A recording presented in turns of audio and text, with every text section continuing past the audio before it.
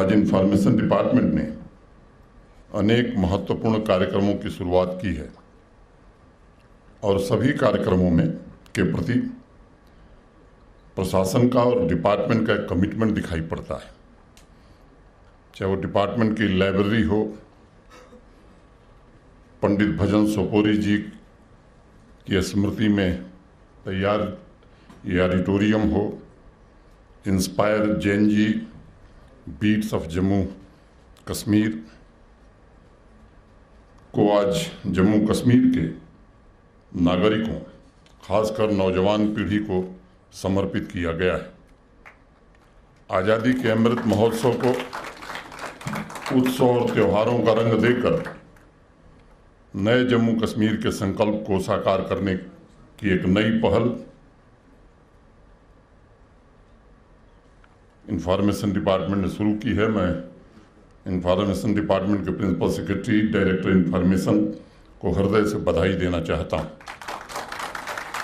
इस वर्ष national anthem competition की दूसरी कड़ी के विजेताओं को पुरस्कृत किया गया है। मैं सभी पार्टिसिपेंट्स और विनर्स के समर्पण और संकल्प की सराहना करता हूं और उनके उज्जवल भविष्य की कामना करता हूं। मित्रों, महाभारत का एक प्रसंग है। आप में से जिन लोगों को थोड़ा स्मरण होगा महाभारत का, उसमें यक्ष और युधिष्ठिर का एक संवाद हुआ। पांडव वनवास में थे और युधिष्ठिर को छोड़कर पांडवों के सभी भाई मृतप्राय हो गए थे। आप में से कुछ लोगों ने इसे सुना होगा, पढ़ा होगा। यक्ष ने कई प्रश्न किए युधिष्ठिर से। यक्ष ने कहा कि अगर मैं 5 प्रश्न पूछूंगा, इन प्रश्नों के सही सही उत्तर अगर युधिष्ठिर आपने दिया तो आपके सभी भाई जो मृतप्राय हैं जिंदा हो जाएंगे। तो सभी प्रश्नों का जिक्र मैं नहीं करूंगा। एक उसमें बड़ा कठिन प्रश्न है यक्ष प्रश्न में। उसमें यक्ष युधिष्ठिर से पूछते हैं, किम आश्चर्यम, आश्चर्य क्या है। तो युधिष्ठिर ने जो जवाब दिया कि एक आदमी दूसरे आदमी को मरते हुए देखता है फिर भी जीने की इच्छा रखता है, इससे बड़ा आश्चर्य और क्या हो सकता है। अगर यक्ष आज मुझसे सवाल करता श्रीनगर में किम आश्चर्यम, तो मेरा जवाब जानते हैं क्या होता कि श्रीनगर में भी इस तरह के कार्यक्रम होने लगे लंबे समय बाद, इससे बड़ा आश्चर्य जम्मू कश्मीर और देश में कुछ हो नहीं सकता। आज़ादी का अमृत महोत्सव आज़ादी की नई ऊर्जा, नए विचारों, नए संकल्पों और आत्मनिर्भरता का अमृत है। नौजवान पीढ़ी के लिए यह जो अवसर है एक अमृत की तरह है, जो हर पल उन्हें जम्मू कश्मीर के लिए, देश के लिए जीने, जम्मू कश्मीर और देश के लिए कुछ कर गुजरने की प्रेरणा देता है। साथियों, युवावस्था जीवन के बसंत की तरह होता है, जब नौजवान अपने आप को ढूंढता है, या मैं कहूँ कि सेल्फ डिस्कवरी की ये स्टेज है जहाँ वो भविष्य के सपने बुनता है, तैयार करता है। और सबसे महत्वपूर्ण बात यह है कि नौजवानों के सपने सिर्फ खुद तक सीमित नहीं होते, बल्कि उसमें समाज और राष्ट्र का हित भी शामिल होता है। मैं मानता हूं कि इंस्पायर जैन जी कार्यक्रम का उद्देश्य भी यही है, नौजवानों की सेल्फ डिस्कवरी और सेल्फ डेवलपमेंट के प्रोसेस को इग्नाइट करना। जो आदर्श उनके अंदर हैं, खिल रहे हैं, जिस सामाजिक उत्तरदायित्व की भावना उनके अंदर पनप रही है, उसे चेंज मेकर्स, अचीवर्स के अनुभव से प्रत्यक्ष रूप से साझा करना एक अद्भुत प्लेटफॉर्म बना है। मैं इस अभियान से जुड़े सभी लोगों को हृदय से साधुवाद देता हूँ। जीवन का ये सबसे क्रिएटिव दौर होता है और इंफॉर्मेशन डिपार्टमेंट ने जो पहल की, हर एक नौजवान के सपने को पूरा करने के लिए उन्हें प्रेरित किया। मैं मानता हूँ कि आज अवाम में अगर कोई वर्ग परिवर्तन के लिए सबसे ज़्यादा बेचैन है, उत्सुक है, तो वो यहाँ का युवा है। मुझे स्मरण है पिछले 2 वर्षों में अनेक इस तरह के कार्यक्रम हुए, वो चाहे वो मिशन यूथ हो, अभी आपने देखा शाहिद इकबाल चौधरी को पिछले 1.5 सालों से मिशन यूथ में भी नौजवान यहाँ का सेल्फ ग्रोथ अचीव करे इसकी कोशिश कर रहे हैं। एक बात मुझे साफ तौर पर नजर आती है, आज यहाँ का युवा महसूस कर रहा है कि परिवर्तन जो हो रहा है इसे गति मिलनी चाहिए। मैंने महसूस किया है कि अधिक संकल्प शक्ति के साथ यहाँ का नौजवान सफलता के सर्वोच्च शिखर पर पहुंचना चाहता है। वो भी महसूस करने लगा है कि बेरोजगारी की समस्या का समाधान बात से समाप्त नहीं होने वाला है। मुख्य रूप से एंटरप्रेन्योरशिप और सेल्फ एम्प्लॉयमेंट के अवसर अधिक से अधिक नौजवानों को मिले, इसकी कोशिश हुई है। इस अवसर पर मैं सभी डिपार्टमेंट्स तथा आम नागरिकों से भी एक आग्रह करूंगा कि जो नौजवान, जो बहनें उत्पाद बना रही हैं, सरकारी विभागों को भी उनकी खरीद करनी चाहिए, आम नागरिकों को भी उस उत्पाद की खरीद करनी चाहिए। बहुत से बच्चे हमारे, बहुत सी बच्चियां गारमेंट से लेकर हैंडीक्राफ्ट के छोटे छोटे यूनिट के माध्यम से वोकल फॉर लोकल और आत्मनिर्भर अभियान को मजबूत करने में लगे हैं। इस दीपावली पर जम्मू कश्मीर के लोकल उत्पादों को तरजीह दे करके आत्मनिर्भर अभियान को मजबूत करने में हम भी योगदान दें, इसकी आवश्यकता है। लगातार नौजवानों के संवाद के दौरान मैंने ये महसूस किया है कि आज के इंटरडिपेंडेंट वर्ल्ड में नौजवान खुले दिमाग से विभिन्न विचारधाराओं और संस्कृतियों से जुड़ा है। और मैं समझता हूँ कि ऐसे वातावरण में जेन जी यानी एनलाइटेंड जनरेशन भी है। नौजवानों का ख्वाब गरीबी, बेरोजगारी, असमानता से मुक्त समाज होगा। रचनात्मक चुनौतियों के माध्यम से उनके ख्वाब और समृद्ध समाज की उनकी प्रबल इच्छा कैसे पूरी हो, इसके लिए एक अनूठी पहल इंफॉर्मेशन डिपार्टमेंट ने शुरू की है। नौजवानों की उम्मीदों और उनके ख्वाबों को शांति में ही पूरा किया जा सकता है, ये बात सबको ध्यान रखनी चाहिए। पंथ और मजहब से ऊपर उठकर सभी नौजवानों को आवाम में अशांति फैलाने वाले तत्वों से भी निपटने की कोशिश करनी चाहिए। आतंकवाद और ड्रग एडिक्शन समाज के लिए सबसे बड़ा खतरा है, खासतौर से जम्मू कश्मीर में। यह अभिशाप है और डेवलपमेंट का, विकास का सबसे बड़ा दुश्मन भी यही है। विविधता में एकता, आपसी प्रेम, भाईचारा हमारी संस्कृति में और स्वभाव में भी, लेकिन समाज में कुछ तत्व हैं जो अपनी गतिविधियों के कारण, मैं कहूँ कि आतंकी गतिविधियों के कारण निर्दोष लोगों की हत्या करते हैं, और कुछ लोग हैं जो चोला बदल कर उन्हें जस्टिफाई करने की कोशिश करते हैं। नौजवान मित्रों, मैं आपसे आग्रह करना चाहता हूँ कि ऐसे लोगों की असली सूरत समाज को बताने की जरूरत है।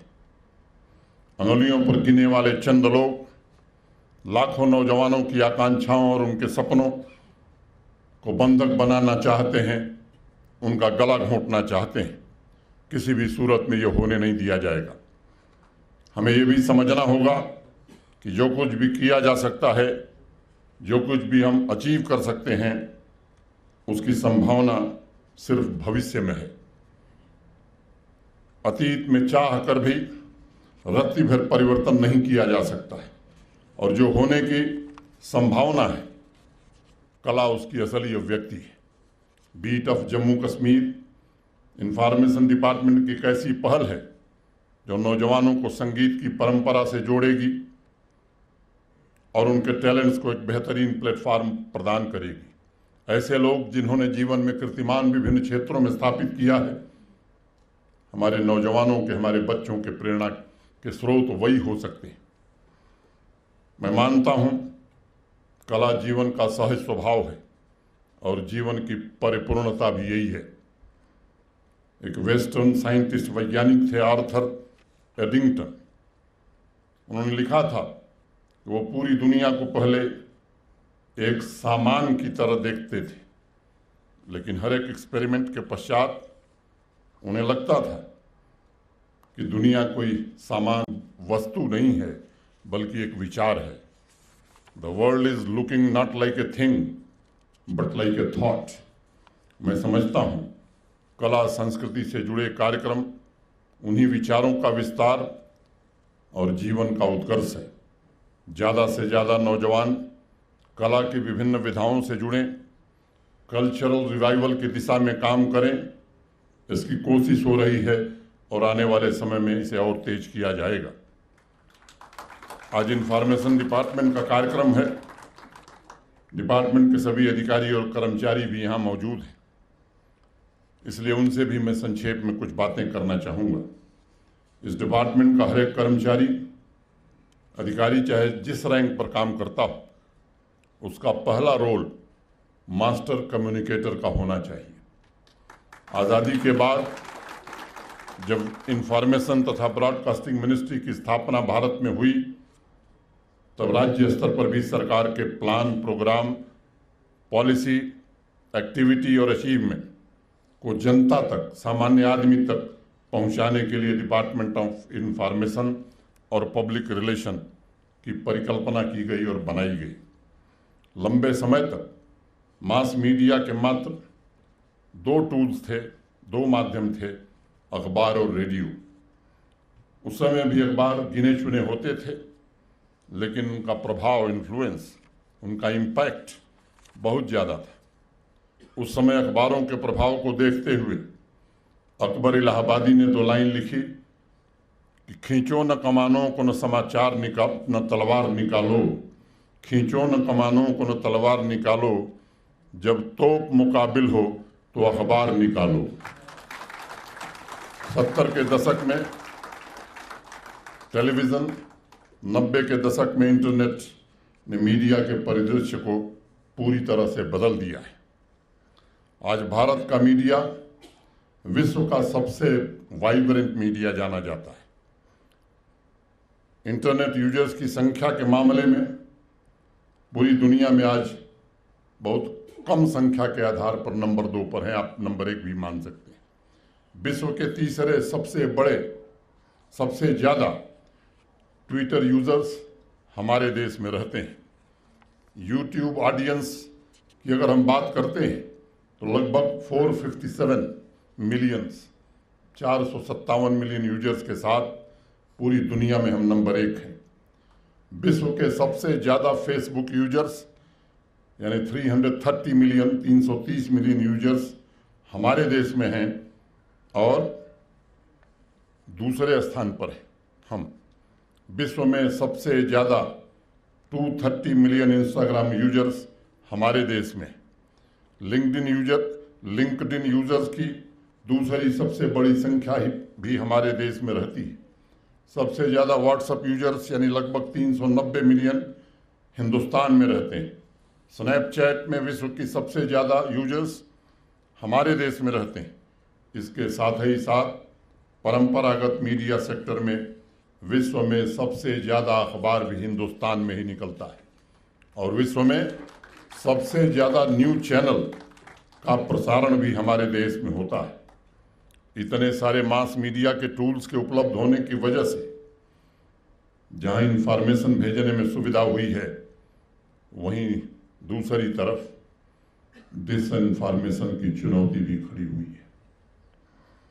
प्रेस के अधिकार, सिविल राइट्स, प्राइवेसी, पत्रकारों के विचारों के व्यक्ति की स्वतंत्रता सुरक्षित रखते हुए जहां आपको सही सूचना पहुंचानी है, वहीं मुझे लगता है कि एक और जिम्मेदारी है, वो अनरेगुलेटेड वर्चुअल वर्ल्ड में डिसइंफॉर्मेशन की चुनौती से निपटना भी है आपको। मैं मीडिया की पूर्ण स्वतंत्रता का पक्षधर हूँ। मैं व्यक्ति की आज़ादी में यकीन रखता हूँ, लेकिन ये बात हमें बराबर ध्यान में रखनी होगी कि व्यक्ति की स्वतंत्रता कभी भी देश की अखंडता और अस्मिता से बड़ी नहीं हो सकती। अगर कोई देश की अखंडता और अस्मिता का हनन करता है तो फिर हमें विचार करना होगा। और इसीलिए हमारे संविधान निर्माताओं ने फ्रीडम ऑफ एक्सप्रेशन का जब अधिकार दिया तो वहीं इस बात का भी जिक्र किया, रीजनेबल रिस्ट्रिक्शंस का भी प्राविधान किया। आप सभी को प्रेस फ्रीडम को प्रमोट करना चाहिए, सही जानकारी उन लोगों तक पहुंचे, ये कोशिश होनी चाहिए। साथ ही साथ आम जनता को प्रोपेगेंडा और अफवाहों से बचाया जा सके, इसकी भी जिम्मेदारी आपके कंधों पर है। पश्चिमी देशों में आज अखबार और टीवी के मीडियम जो हैं ये अंतिम सांसें ले रहे हैं, लेकिन हिंदुस्तान इस मामले में आगे बढ़ रहा है, ग्रो कर रहा है। जम्मू कश्मीर की आबादी पड़ोसी राज्य पंजाब से आधी है, लेकिन पंजाब से जानते हैं ज़्यादा अखबार हमारे यहाँ निकलते हैं।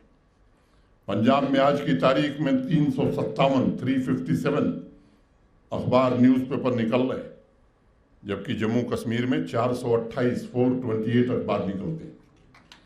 यह एक स्वस्थ और खुले लोकतंत्र की पहचान है। वेस्टर्न वर्ल्ड और उनकी मीडिया ने अपने आईने बेच दिए हैं, एक साजिश के तहत नैरेटिव चलाने की कोशिश कर रहे हैं कि हिंदुस्तान में प्रेस को फ्रीडम नहीं है, और जम्मू कश्मीर में खास तौर से इस बात को चलाने की कोशिश होती है। इसलिए मैं इस बात का जिक्र कर रहा हूं। खुद अमेरिका की रिपोर्ट पढ़िए, एक साल में 57 जर्नलिस्ट वहां अरेस्ट हुए थे, और पूरे देश में अगर गत वर्ष भारत की मैं बात करूं तो कुल 7 लोगों की गिरफ्तारी हुई है फेक न्यूज के चार्ज पर। वैधानिक धाराओं के अंतर्गत 2020 में अमेरिका में 142 जर्नलिस्ट अरेस्ट किए गए। उस साल हमारे देश में मात्र 4 जर्नलिस्ट क्रिमिनल केसेस में अरेस्ट हुए। इस साल अभी तक अमेरिका में 1632 ऐसी घटनाएं हुई हैं जो जर्नलिस्टों पर हमले से संबंधित हैं।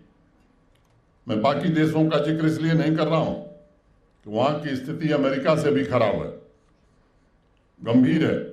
मैं समझता हूं कि वेस्टर्न वर्ल्ड की फेक नैरेटिव को अब दुनिया भी समझ रही है और हम भी समझ रहे हैं।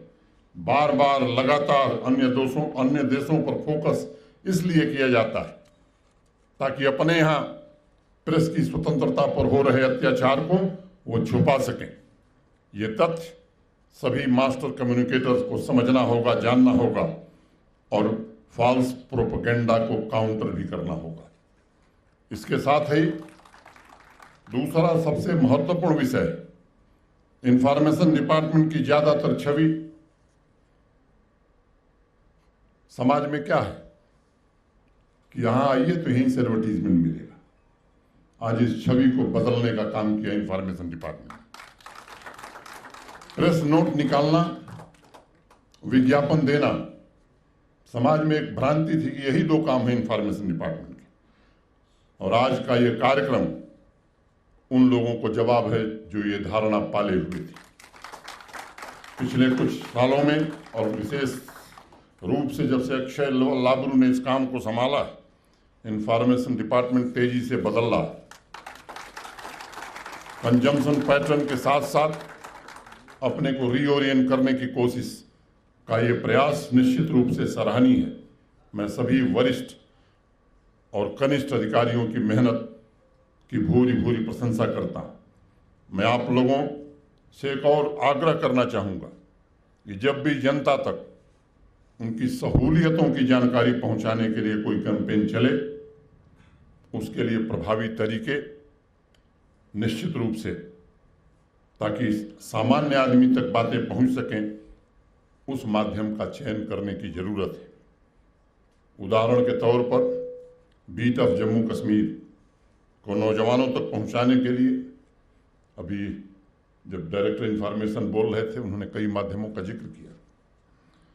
सबसे बड़े माध्यम ट्विटर, फेसबुक, इंस्टाग्राम हो सकते हैं या नहीं हो सकते, इसका प्रयोग हम करेंगे या नहीं करेंगे। अखबार के द्वारा आप जिस टारगेट ऑडियंस तक पहुंचना चाहते हैं वो संभव नहीं है आज के दिन में। हमें ध्यान रखना है, मीडियम इज द मैसेज। इसलिए सही मास मीडिया टूल्स का चयन करना ये हमारी जिम्मेदारी है। मैं आप सभी को दीपावली की हार्दिक शुभकामना देता हूं अग्रिम। हर एक व्यक्ति में चिंगारी बनने की संभावना जैसे पत्थरों में आग दबी होती है और दो पत्थर जब आपस में टकराते हैं तभी आग पैदा होती है, वैसे ही विचारों, कला, संस्कृति का आदान प्रदान इंसान के अंदर ज्योति पैदा करती है। हम सबके प्रयास लोगों के अंदर ज्योति जगाने वाली चिंगारी बने। मैं प्रभु से ऐसी प्रार्थना करता हूं और इस उल्लेखनीय पहल के लिए इंफॉर्मेशन डिपार्टमेंट को बहुत बहुत शुभकामनाएं देता हूं। और बहुत लोगों ने कई पंक्तियां पढ़ी, संचालक महोदय लगातार, तो दो पंक्ति कह के मैं भी खत्म करूंगा कि जली है आग में जब जब भी शहर की सड़कें, जली है आग में जब जब भी शहर की सड़कें, मेरे ही पाँव के छालों ने कुछ नमी की है, मेरे ही पाँव के छालों ने कुछ नमी की है।